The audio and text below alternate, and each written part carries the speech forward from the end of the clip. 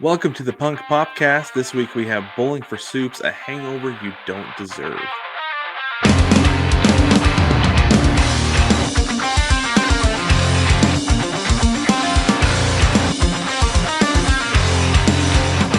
All right, welcome to this week's episode of the Punk Popcast. As always, I am Brad, and I'm joined by our guy Jason. Welcome, Jason. Hey. Hey, let's get started. Okay, so this week we're going to talk about an album. Like I told Jason straight up, I was like, I did not listen to this band very much at all. I was not familiar with them, hardly besides a few songs. But this was a Hangover You Don't Deserve by Bowling for Soup. This was an album released in 2004. Jason, you have copious amounts of notes. Why don't you tell us a little bit about this album and share some of your thoughts with us? Okay, so some of my thoughts I had on this. Well, first off, I think this is probably their biggest album. It had Uh-huh. it had possibly the biggest pop punk song outside of Green Day. Yeah. Um, and then another single was really big on the charts. So I mean, this album crossed into the mainstream, which is one of the few pop punk albums outside of Blink and Green Day to do that. And I think a lot of that goes back to Butch Walker, who's the producer on this album. His expertise is all over this between producing it. He co-wrote songs with the band. He's a genius when it comes to producing albums, especially of the pop punk and pop rock genre. Every song's super catchy. Mm-hmm. And for a band that a lot of people consider a comedy band, I thought the Uh-huh. songs were really relatable. They had funny lines, but there was a core feeling in a lot of the songs that you could still identify with. Right. Yeah. So I'm going to be honest with you. I am not a big Bowling for Soup fan. I mean, we're going to talk about bands we're not both fans of. I'll be honest with you, and this is the first one we came to, because like I don't want to say that I have to like have like serious music, but I have to be in the mood to listen to comedy bands. You know, like you're talking about, like they kind of felt to me as I went through this one as like almost the Weird Al Yankovic of pop punk. Right, because it is a comedy, like you said, they're seen as a comedy band. And honestly, like I feel so bad saying this, but like his voice is just a touch too high for me. Which is funny having, saying that Unsung Zeros is a band that I like, Coheed and Cambria is a band that I like, but like it's like the really bouncy poppy guitars have to be brought down just a notch if you're going to be singing that high for me to be able to like regularly listen to it. So that's In just all me. honesty, I don't own a Bowling for Soup album. I mean, there's songs I like and Uh-huh. I've downloaded and I have on Spotify, but I've never owned a Bowling for Soup album. But I respect what they do. Mm-hmm. I mean, they And were able to be successful. I mean, that's more than I was able to do. And based on anything I've ever read, it seems like Jarrett, the singer and main songwriter, is just a really good dude. So Yeah. that goes a long way for me as far as, you know what, I'm give these guys more credit than maybe some wouldn't. Yeah.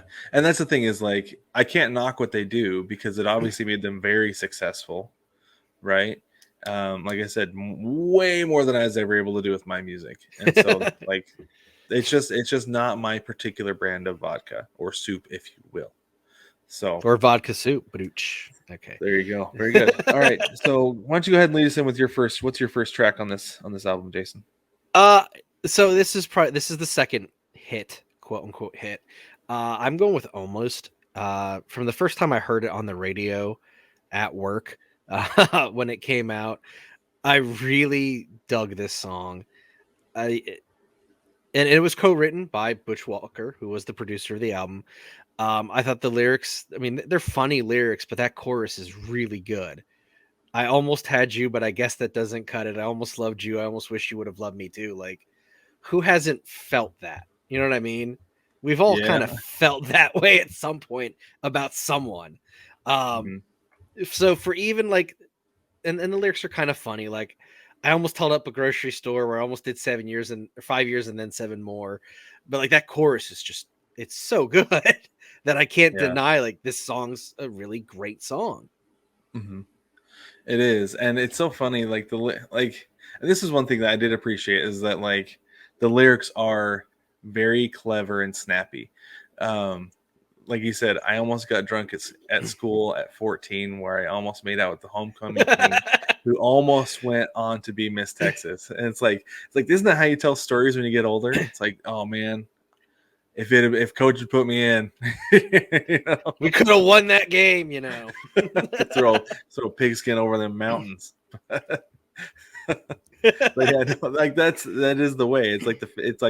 It's almost like the like I don't want to say it's a fish story, but it's almost like the reverse fish story of like, oh man, I had him on the line and he got away. Almost, it is that part of the song. Like it kills me. Like these lyrics are so good. They're so funny. And no disrespect to Jarrett Reddick, but I think a lot of that is that Butch Walker influence, because he has a song called "The Best Thing You Never Had," and I'm telling you, look up the lyrics. It's a ballad, but look up the lyrics and tell me they're not on par with this song. I'm sure it is. There's actually a Social Code song. I think it's called "The Best You Never Had," and if it's along those same lines, then yeah, it's it's this exact same concept. But no, it is funny. Like, and especially since we all know that guy, you know, like Yeah. it's so funny.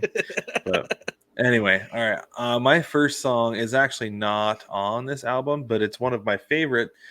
Probably actually my favorite Bowling for Soup song, just because it's from a show that I love so deeply. I am a huge fan of Phineas and Ferb. It just killed every single time. It made me. Wilson went through a phase where he was watching it, and we would listen to this song in the car. Today is going to be a great day. So, have you ever watched Phineas and Ferb, Jason? I have watched Phineas and Ferb, and fun fact, Okay, Jeff Swampy Marsh's grandfather was jazz musician Les Brown, who's from Tower City, Pennsylvania, which is the next town over from me. And the Danville that they talk about is supposedly based on Danville, Pennsylvania, which is only 40 minutes from me. very cool, very cool, fun, obscure fact. I love it. Excellent. That's very good. I like that a lot. But um, but so this song, like I could almost sing you the whole like the version of it. I'm not going to, but it speaks directly to like your childhood, right? Like Phineas and Ferb. The thing that I love about that show is that it's like everything they do is what kids pretend to do during summer vacation, but they're actually doing it because they Yes. have all this obscure technology and they're geniuses. Um, but everything in the song is like, yeah, of course that's what you do during the summer. Why wouldn't you? What are you doing? If you're not doing any of this, then you're not doing summer right. Okay, so sidebar, who's your favorite character? Oh, I really like Baljeet. He's so I funny. I really like Doofenshmirtz. Doofenshmirtz. Yes, like that Doofenshmirtz was the kills thing. me. Is the it was between Baljeet and Doofenshmirtz because Doofenshmirtz is so funny. Like one of my favorite ones is the episode where his invention is the Boat, buoyancy operated. What is it? Buoyancy operated something transport. He's like, oh, it's a Boat. It's just a boat. That's a really good Doofenshmirtz. Thank you. I also like Meep. I'm not gonna lie, I love Meep. Honestly, there's not a character on that show that I don't like because it's one of my favorite shows to sit and watch. Like anytime Wilson, my son, would be like, Dad, can we watch Phineas and Ferb? I'm like, yeah, queued up. Let's go right now. Let's do this. And then when he's like ready to go do something else, like, I was watching that. Dad, it's been 2 hours. I don't care. I was watching that. so, so this one for me, like as just like a general song, just because of what it's associated with, has to be towards the top. Absolutely towards the top because it's so fun and funny. And Phineas and Ferb is a fantastic cartoon. It If you haven't is. watched it, go watch it now because you're missing out. There's so much good comedy in that. All right, Jason, go ahead. So my next one is ridiculous. That is ridiculous. It is ridiculous. This I thought was a standout track because it was different than some of the other songs on the album. Definitely more. I don't want to say slower, but the lyrics weren't as jokey or over the top. it was definitely just a serious, almost like a breakup song from Uh-huh. start to finish, and that stood out for me. I really like the chorus, "Down on the inside, pretty on the outside, turn around, can we turn it around?" We've all kind of been in, even in relationships we're still in, being married and everything. You're always going to have those rough times, those strifes, uh, maybe where you're not on the same page. And that was a really realistic chorus to me, and as far as dealing with relationships, and that's why I wanted to pick this one. Yeah, this is actually one of the ones I wanted to pick. Oh, now I feel bad. No, it's fine. No, it's good. It's good. I was actually really happy that you picked it too because I mean it made me feel like we're on the same page with this because it is one of their more serious songs. So it did speak to me a little bit more, and I think it was just because of the mood that I was in. Not necessarily like in a bad mood or anything, but I wasn't really. I listened to Bowling for Soup when I wasn't in the mood to be, just because I felt like I needed to, and so I feel like that might have been part of like my overall opinion of it and everything. But no, like it's a really good song. The music is perfect, goes perfectly with the lyrics, and it does show to me that this is a band that is capable of doing like a fully serious album that is very, very good, that I would listen to front to back. So that's really what I got out of with this song. So, all right. We are at the halfway point. That means we're going to take a break. We'll be right back. I'm Jason. And I'm David, and we're the hosts of the Non-North Sports Podcast. We're the home of sports talk for everyone. Join us bi-weekly as we talk about the happenings in sports. You can find the Non-North Sports Podcast on Anchor.fm, Apple Podcasts, Spotify, Stitcher, and wherever else you find your podcasts. 9 Plus Us presents the Baseball Together podcast with your hosts, Blackjack Brad and Kansas City Little Big Briggy Blue Eyes. Weekly episodes for the entire baseball family where we talk all baseball all the time. Available on all your favorite podcast apps and on YouTube. Come join our baseball family where we do baseball together. Welcome back to the Bowling for Soup episode of the Punk Popcast. Jason has shared with us 2 tracks that he loves from this album. Likes. I've shared with you actually one song that I really like by Bowling for Soup that actually isn't even on the album. So I'm going to bring things back around here, and we're going to talk about Smoothie King by Bowling for Soup. This one, I did actually find the lyrics to this song pretty funny. So it's the second stanza in the first verse. It says, "I met her at the Smoothie King. She said Seattle's best.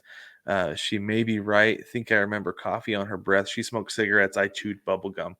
And for me, I just kind of chuckled because like there was always a girl for me who was like, I don't know if she's like out of my league or like out of my lane so much. And that's what this feels like to me is that he's sipping on a smoothie, chewing on bubble gum, and she's drinking like black coffee and smoking cigarettes. And he's like, it kind of freaks me out, but I'm kind of into it, right?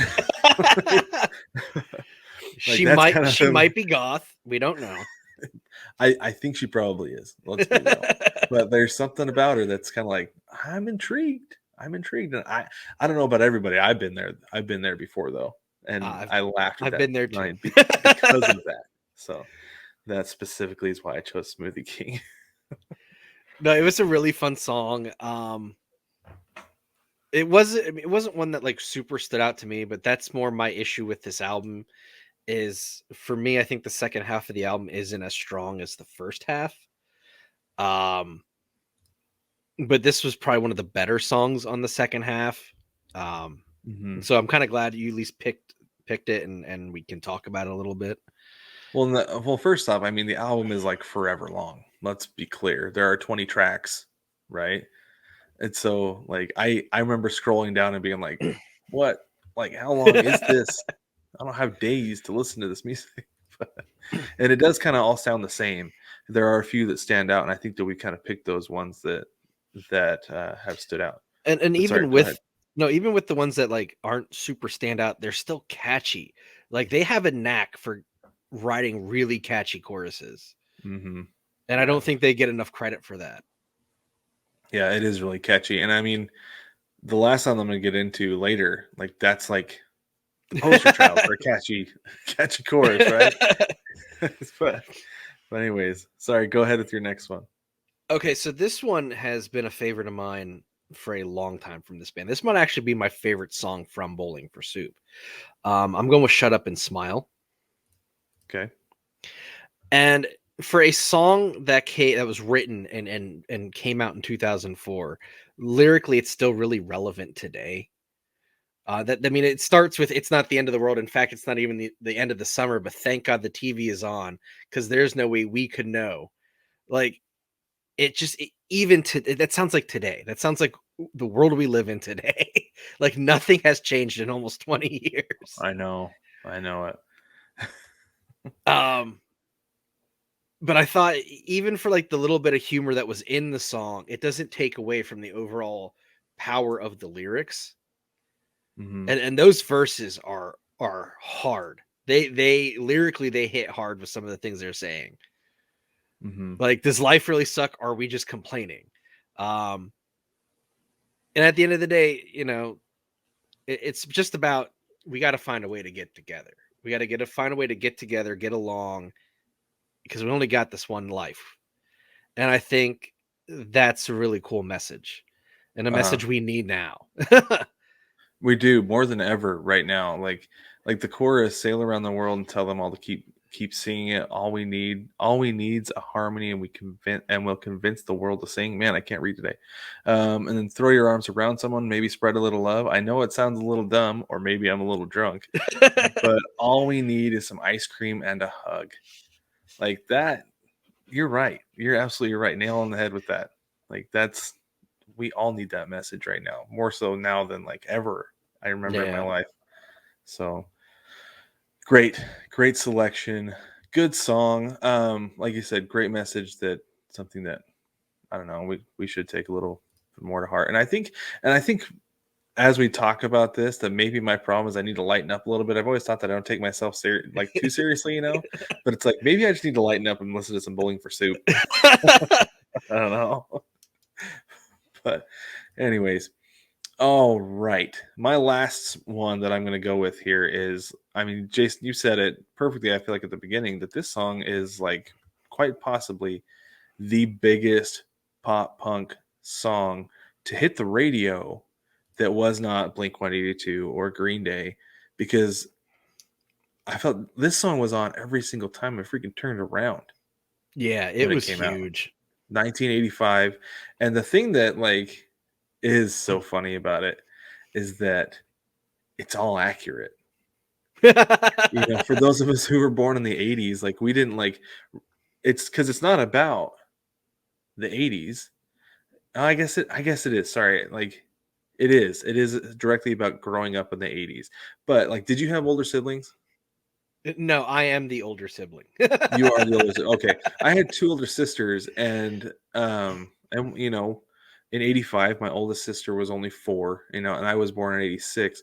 But at the same time, a lot of this I still like lived to some degree in the early 90s because it kind of stuck around, So like, but the chorus, like, since Bruce Springsteen, Madonna, way before Nirvana, there was U2 and Blondie, and music still on MTV. Like, how many kids right now, like even 20-year-olds, know what any of that means? Any of it. Yeah. And her 2 kids in high school, they tell her that she's uncool because she's still preoccupied with 1985. And I mean, it's like spot on. It's so spot on that we make fun of our parents for being stuck in their era, but here we are talking about early 2000s pop punk on a podcast. Right. Right. Yeah.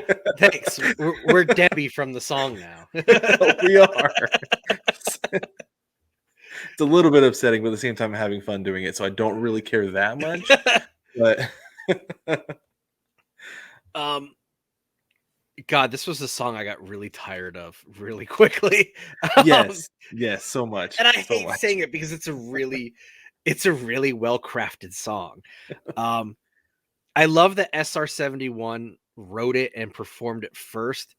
And then Mitch Allen from SR71, he's like, you know what? You guys can do this better. He's like, it That's fits awesome. you I didn't guys know that. more than us. Yeah. That's super cool. I like that a lot.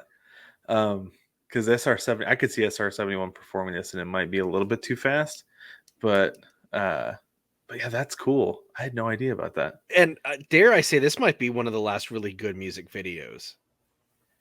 Yeah, because they hit all the parodies of like these classic iconic 80s videos. Mm-hmm. Yeah, and that's one thing that's funny is that I don't remember much about watching music videos in like from like 2004 even until like I don't know, because there still wasn't much music on MTV in 2004 even. I've No. talked before about how like in 2001, 2002, I would sit and do my homework in front of the TV watching TRL just because I wanted to hear one or two specific songs. And even then it was only like a minute, right? But by the time 2004 came around, it wasn't. It wasn't really there. So Oh man. So the bridge has a line, when did Motley Crue become classic rock? So a that's few your life, weeks, isn't it, Jason? Jamie and I, we started talking because of Motley Crue. I'm not going to lie to you. And that is literally how we had our first conversation at work, was because of Motley Crue. But that said, a few weeks ago, I woke up really early. It was actually when I was on vacation with my family. I woke up really early. It was only one up. And I just threw on VH1 Classic or MTV Classic, whatever it's called now. The first two songs were from 2003. Oh my gosh. It You hurt serious? so much. Well, so here, how about this? So my nephew is 15 now, and like 8 or 9 years ago, he was really into Weezer's Blue album. And so my brother-in-law pointed out, he's like, you want to know how old this album is? I was like, well, I got an idea. At that point it was 20 something years old. He goes, him listening to the Weezer Blue album would be like us listening to the Rolling Stones at his age. And I about punched him in the face because it was very upsetting to realize that we're getting old and I'm still in my 20s. Dude, it kills me to know how much closer I am to 40 than I am 20. I know, man. Because I think mentally I don't feel like I'm there, you know? Yeah, I know. And that's funny you say exactly that because my wife was talking to her grandpa. This was a couple years ago, and he's really lighthearted and funny and everything. And she's like, "How old do you feel?" He's like, "Well, physically, I feel like my age." I can't remember how old he is, but he said mentally, I still feel like I'm about 21, which I thought was a really interesting thing for somebody, a senior citizen, to say. Yeah. So I was like, it doesn't seem like it ever really goes away. So maybe we will be continuing to talk about pop punk for another early 2000s pop punk for another 30 years, Jason. There might be enough that we could do that. I think we could. I don't We're think gonna we'd get like the necessarily be most straight to the obscure of bar. the obscure. I'm down for it. Okay, Jason, give me your pop punk rating on this one. Because I felt like the second half of the album wasn't as strong, I gave it an 85. I think there's enough material on here that's great that it deserves a higher ranking, but I don't think it's essential. Okay, and my personal unbias or bias, I guess, kind of comes in here with this. The fact that, like I've said, that like it's Bowling for Soup is not one of my favorite bands. I really have to be in the mood to listen to them. However, I did give them a little bit higher rating because they did check a lot of the boxes, right? Like with the catchy sing-song chorus and things like that. I gave them actually an 80. Okay. So for us, that's going to level out to an 82.5. For those of you watching on YouTube, that is on the bottom of your screen there. So, yeah, I mean, I know the Bowling for Soup has fans out there. If you're a big Bowling for Soup fan, reach out and let us know. Tell us why we're wrong. They have very diehard fans, and that's what this is really all about, you know. Uh-huh. Yep, it's true. It is. So, like I always say, reach out to us on Twitter at Punk Popcast. And you can tell us, like I said, tell us why we're wrong about Bowling for Soup. Tell me why I need to lighten up and maybe listen to some more Bowling for Soup, put it on my regular playlists, and have it in my life a little bit more. But we're not sure what we're talking about next week, but we'll let you know. Maybe we'll start tweeting out who we're going to have, who we're going to be talking about on the podcast each week. But thanks for joining us, and we'll catch you next week. Adios.